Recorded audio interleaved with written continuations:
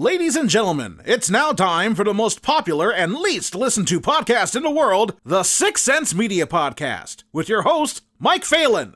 This is how I remember my summer as a goth. The best day of school is the last day of school. You guys joining the other kids for the big tailgater? Yeah, I'm not really in the mood for date rape tonight. Okay, well, have a great summer. Too dark.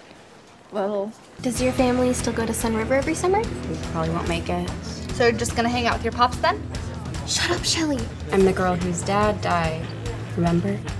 Joey, stop that. Dad would have thought that was funny. I'm at a loss. Don't worry, we'll take good care of her. So, Joey, you have a boyfriend? Good afternoon, Roy. Hello, Joseph. Hello, Margaret. Hi. Is that your granddaughter? Stuck with us all summer. Victor's back with us again. Who knows how long this time? Why don't you jump on my bike and tear through the neighborhood? I'm sorry I scared you. Wait. Okay, I know what I saw. I was just doing one of my performance pieces. For who? For myself. I met a boy. Victor and I thought that it would be fun to hang out. Everyone, have you met my new friend Joey? You know, you're really sweet. It's time to freshen things up a little bit. Will this help? Pen, Cobb, emergency makeover. Your whole life is about to change. You look like a bride of Frankenstein. You know, there's no going back now, right? You look like a couple of dead honeymooners. Thank you. You guys going to a funeral? We're off to a party, you guys. Who is he? I mean, he has to be a good kiss for me. You are really out of control, you know that? Should we be worried? They're teenagers. Yes. Can't we just stay in this cemetery forever? Wow, maybe you are a real goth. What am I gonna do about this new phase, you guys? You have no idea how much pressure it is to be 16. Accept her for who she is. I'm such an idiot. Don't let some guy tell you who you are. I turned you into something almost interesting. You have to decide for yourself who you are.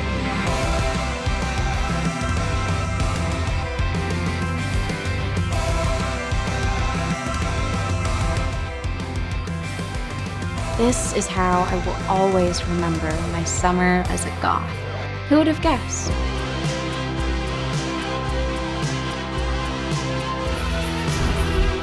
Hi, Mike. This is Natalie Shershow. Hi, Natalie. How are you doing today? Good. How are you? Doing well, thank you. So we're going to be talking about my summer as a goth. Yes, indeed. All right. I really kind of felt my age because I remember when goth was just like the up-and-coming thing in the mid-90s when I was in high school. And then, yeah, made me feel very, very old. Oh gosh. Yeah, it's nice that we sort of got to reprise that movement a little bit.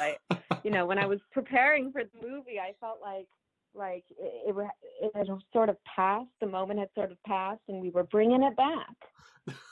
How did you get associated with this production?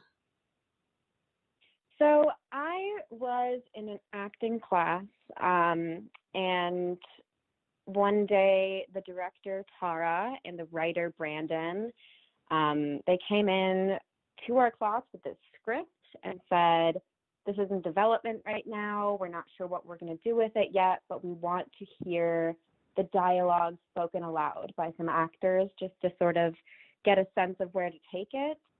And they didn't even really come in with the intention of casting the film per se, but I read the first monologue of the movie as Joey and instantly felt this connection with her as a character, and I guess that came through in the reading, and then Tara and Brandon got in touch with me.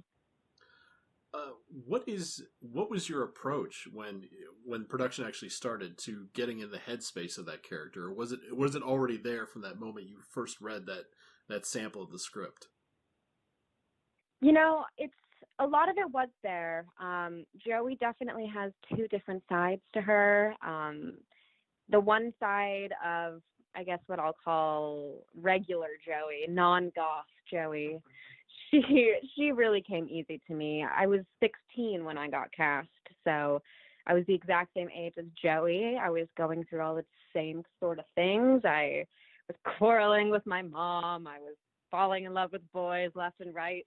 So a lot of that came very easily. But when it comes to her goth persona and her goth identity, it took a little bit more research.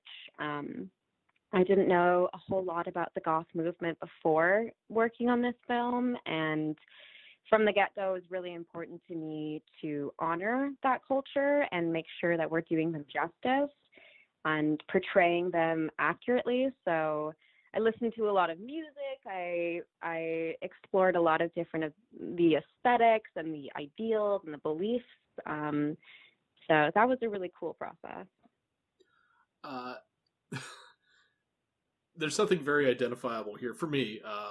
My best friend in high school moved away for a year, and he came back. He was a skinny, nerdy guy, glasses and all. Came back, he was goth. From the bad mascara application, everything, to the whole total change in demeanor. How difficult was it to approach that kind of duality, where you have those two sides of a psyche kind of just battling each other for dominance in your brain? You know, I mean, as a teenager, I think we all your friend is a perfect example. I think a lot of us are sort of like struggling with that and dealing with different sides of our personalities, and sometimes one of them just sort of gets the greater of us. And so that was really fun to explore how Joey starts off in the film and where she ends up, and going through that journey emotionally with her. It was a cool process. It took some getting into that headspace of really being lost, really not knowing who you are and wanting to know who you are, having that presented to you and choosing which way to go with yourself. Now, when production wraps, I don't think I've ever spoken to an actress who was as young as you when you filmed, dealing with something that dealt with duality in this way. But how difficult was it to shake off that persona once filming had wrapped, or were you able to just drop it? Yeah, that's a good question. I always kind of struggle with letting my characters go. I obviously get so attached to them. It was the kind of thing where, like, even weeks, even months after we wrapped, I would be going about my daily life and think, like, oh, Joey would do this. Oh, Joey would pick that to wear. Joey would fall in love with that boy, or oh, maybe even that girl. Like, I had a whole story for where Joey went in my head after the film wrapped. You know, like, once the film, like, after the story in the film ended, I had a whole story of where she was headed. But eventually, you know, life goes on, other characters come into your life, and I finally said goodbye to her. When you had to, with your co-stars, were you able to get the rapport going just through rehearsals, or did you take time apart from that outside of shooting to get those relationships kind of set into motion, or how did you go about that process? Yeah, we were very lucky in that we had a pretty sizable rehearsal time, which, as you may know, just really doesn't happen with films. So that was, it was like Christmas. I mean, we had 2 weeks of rehearsal. I was just so thankful for that. And thankfully, actually, a couple of the characters, namely Jenny White, who plays Penn, and Sophie Giberson, who plays Pandora, we were already really good friends in real life. So, you know, not much of a stretch there. But with Jack, with Carter, with Eduardo, the people that were newer in my life, the rehearsals were a great time that we got to sort of just gel together, and we just ended up loving each other. I mean, we spent so much of our time together that we just ended up hanging out outside of set, and I think that hopefully really translated into the film, that we actually love each other in real life. You're not just saying lines to each other and don't really care about each other after right, it's wrapped. The cameras cut and we roll our eyes at each other. None of that. The the costuming process, was it all pre-laid out before you even got on set, or did they take you aside and kind of include you in that process of what her persona was going to look like? Costuming, I usually say, was a whole other main character in the film. So we had a lot of time set aside for going over really the aesthetics of every character. Brandon Lee Roberts, our writer, he had a specific color palette for every character. And so we explored a lot with those specific colors. And then our wardrobe team, who were just absolute rock stars, had this trunk, this full closet full of these mesh and fishnets and lace and just all these different sort of materials that we use for all of the wonderful wardrobing in the film. How difficult was it to wear the full getup and also act and also be physical in a scene? Was that a bit of a challenge? That was a bit of a learning curve, I would say. I wasn't super used to all the layering that happens. There's one outfit that sticks out in my mind specifically is what Joey wears in the cemetery dance party scene. She has this dress that has, I'm actually sort of starting to sense memory putting this thing on. It had a slip sort of situation underneath, and then it had this mesh thing that you put on over that, and then you had a whole other thing that you put on over that, and then underneath it all was some fishnets, and you had the socks and the shoes. There's so many accessories. There's a lot to handle for the wardrobe department.